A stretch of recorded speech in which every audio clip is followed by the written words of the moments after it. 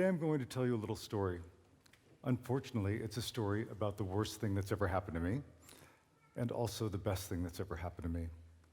I've actually never really told this story to anyone. Not even my family or my closest friends have ever heard what I'm going to tell you today. It's very personal and quite painful, actually, so please forgive me if I stumble or stop for a moment. Whenever I have to speak about my work, The Unknown Soldier, the SCAR Project, Grief Camp, the Alabama Project, Naked Ladies, or any of the other photographic series that I've done over these past many years, whenever I speak about it, I always begin by saying, I started the SCAR Project when a dear young friend got breast cancer. But that's not really the truth. The truth is that something happened to me, and I thought that the first picture of the SCAR Project would be the last picture I would ever take. I'm going to circle back to that in a little bit. I've been a photographer as long as I can remember, since I was a boy. It's all I really know, all I've ever done. When I was young, I was so shy, it was painful to speak. The pictures were my voice. They could say things I couldn't say. Needless to say, I am terrified of public speaking. The irony of this moment is not lost on me here. I never went to photography school, or any school really. I just picked it up on my own.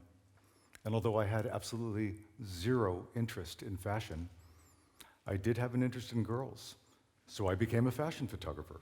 I mean, why wouldn't you? I was lucky. Somehow physical beauty was a language that I actually could speak, at least from behind the camera. And over the course of nearly 20 years, I worked all over the world. London, Sydney, Paris, New York, Tokyo, Iceland. You name it, I've taken pictures there. I worked constantly, passionately. My pictures appeared in all of the magazines that you see on the newsstand every day. I suppose by any measure I was a very successful photographer. But every time I was standing there on a shoot for 20 years, holding the camera in my hands, looking effortlessly in charge, there was something that no one else could see. I hated it. I hated being there because I hated my pictures. I felt like an imposter that I didn't deserve to be there. I felt like I could give the camera to anyone, the cleaning lady, the gardener, anyone in the audience, my dog, Fred, anyone could take a better picture than me. It didn't matter how much people liked my pictures. It didn't matter what magazines the pictures were in. It didn't matter how much they paid me to take them. Nothing could convince me that I wasn't a terrible photographer. So one day, after 20 years, I just quit. Done. Finito. Oh my God, it was the best decision I had ever made. It was as if some massive weight had been lifted off my shoulders. Living in my little flat on the ocean in Sydney, Australia, my life became beautiful again. Months and months went by, filled with yoga, my friends, endless days on the beach. Life was amazing. Well, as it turns out, the universe had other plans for me. One night, after a lovely evening out with my friends, I returned home to my little flat on the ocean. I remember going to bed, feeling very content, only to wake up a few hours later from what seemed like a bad dream. I couldn't remember what it was, but I couldn't shake the feeling either, so I thought I would get up and make myself a cup of tea. But something drew me to my window on the ocean, where I had stood 10,000 times before, admiring its beauty. But when I got there, my beautiful ocean was gone. It had been replaced by horror, by an endless, barren burning wasteland filled with infinite, endless suffering. And as I looked upon it, I too began to burn forever. The pain, the suffering was indescribable, unbearable. This vision only lasted for perhaps 30 seconds, and then my beautiful moonlit ocean magically reappeared. But the pain did not go away. It was as if a red-hot branding iron had been placed against my brain. Yeah, you can remove the iron, but the scar remains. I had been branded. I remember thinking, surely I must be dreaming. I willed myself to wake up. I must wake up. But it was obvious. I was awake. The pain consumed me, destroyed me. It was as if my very soul was on fire. And I knew in that moment that if it didn't go away very, very soon, that I would have to kill myself. But it didn't go away. I laid on the bed, I laid on the floor, and I tell you, I do not have a religious bone in my body, but I prayed to anyone who would listen to take it away. But it seemed no one was listening. All I could think about was, how could this be happening? My poor parents, my family, this would destroy them. But the pain would not go away. In fact, it got worse. Day by day, the fire grew hotter. I didn't eat, I didn't sleep, and I told no one. I was embarrassed. What was I going to say? I had a vision, and now I have to kill myself? I began to remove everything from my apartment until it was nearly empty, so that my family would not have to do it after I was gone. As it turns out, I wasn't the only one suffering. A dear young friend appeared at my door, crying. Paulina had been diagnosed with cancer, and they had removed her breast. It seemed impossible. She was only 29, young, healthy, beautiful. She had been a model, and I had photographed her many times since she was young.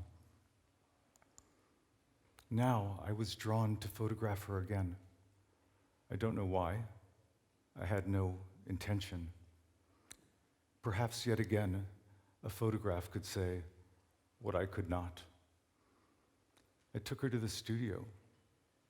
It had been a very long time since I had picked up my camera. I remember holding it in my hands. It felt warm, like home. But I knew that it would be the last picture that I would ever take. I had reached the end of my life.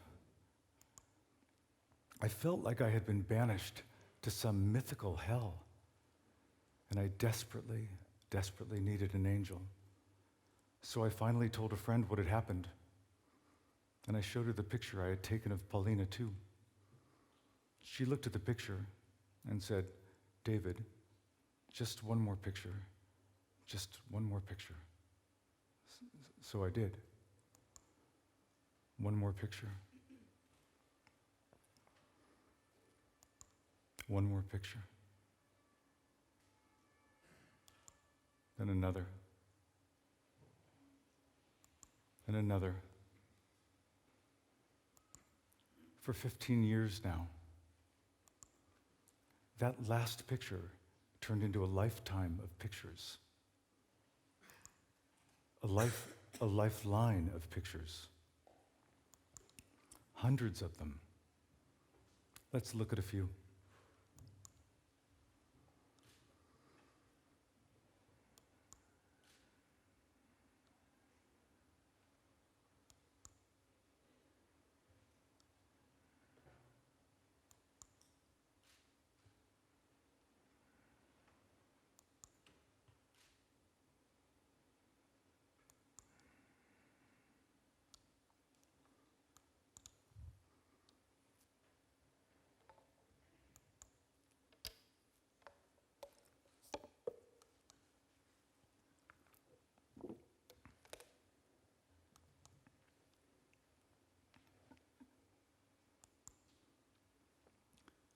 It was like stepping into them, being them. And in them I saw a truth we kept hidden from the world, from ourselves. A truth of tenderness, of purity, dignity, compassion. Each frame seemed to scrape away another layer, revealing a tender, fragile soul buried within. It soothed me for a moment and allowed them to see, perhaps for the first time, who they truly were. There is an inherent beauty in humanity, a beauty that transcends the glossy images fed to us by the media. Hope, despair, love, loss, courage, fear. We recognize it instantly, this fragile beauty, the human condition. As the years went by, we evolved. The pictures evolved. There was so much trust, so much love, hope. We were just trying to keep our heads above water, trying to stay alive, and perhaps leave something behind, a picture, a reminder that we existed, in case we didn't. Unfortunately, everybody didn't stay alive. Men died, women died, many still in their 20s. Lifetimes were accelerated and then cut short. I followed them through the years, documenting the changes, hoping that the pictures would transcend the confines of war, of disease, of poverty, of abuse, and speak a greater truth. I was humbled by their courage, their grace, their trust. When I first started shooting the SCAR project, I didn't know if anyone would want to look at the pictures. They were confronting, hard to look at, dark. Yet in the pictures, people did not find darkness. They found light, hope. The images were acquired by museums and galleries around the world. The Library of Congress acquired the entirety of the Unknown Soldier series. A documentary was filmed of the SCAR project and won an Emmy Award. A book was published. Magazine articles were written in every language. Yet, it's always a yet. As wonderful as all of that is, I am most grateful for all of the messages I have received from strangers around the world.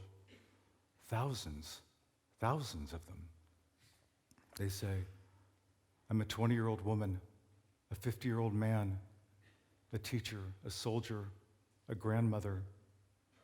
I have cancer. I was burned. I lost my legs. I was born with a disability. They say, I felt like a monster. I only get undressed in the dark so that my husband can't see me. I thought no one could ever love me. I'd like to read you a part of a letter I received. She explains it way better than I ever could. She says, I fell upon your pictures one day.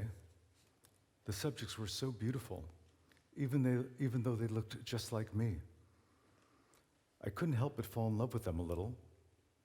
And I thought, if they are beautiful and they look like me, and I can fall in love with them, then perhaps I too am worthy of being loved. I remember reading that when every day was still unbearably hard, when it took every ounce of my strength just to stay alive. I remember reading that and thinking, if I die tomorrow, I'll be the happiest man in the world. So what does it all mean? What does it all mean, all of this that I've shared with you today? I've learned so much over these many years, so many messages I wish I could share with you. Perhaps I can leave you with this. You are all very powerful.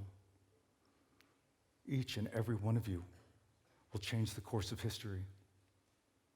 Every one of you already has. In every moment of our lives, in every little interaction, every thought, every gesture, no matter how seemingly small and innocuous, we quite literally change the future, create the future. The person sitting next to you has been affected by your presence, changed by your energy, forever. Who are they? The walking wounded are often invisible. What you say matters. What you think matters. The love you hold back or give freely matters. Perhaps you will give hope to the hopeless, or thought to the thoughtless, kindness to the needy, strength to the weak, or perhaps allow a man to take just one more picture. Thank you for listening to me.